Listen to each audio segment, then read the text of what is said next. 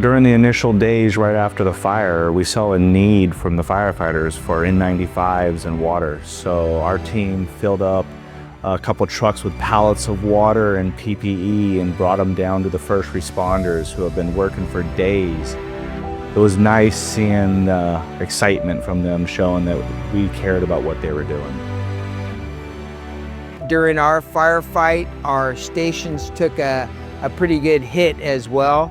Ashes, smoke, fire, embers damaged our fire stations, and the air handling systems, the carpets, the chairs, beds, everything took a hit. I was contacted by Ryan Moore, who came out, and we had discussed the plan. And about a week now, ATI has been here cleaning the fire stations from stem to stern, top to bottom. So we worked directly with the LAFD Foundation. They put me in touch with Captain Kit. Captain Kit couldn't have been more respectful about our crews and the services that they provided.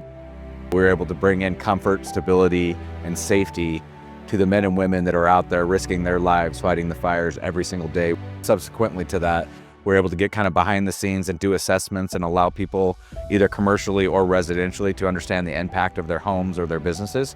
So we were able to proactively get out there and assess the damage to better service our clients across the entire situation of the LA fires. I just want to really thank ATI for the great job that they've done in cleaning our stations, doing all sorts of stuff that we haven't been able to do.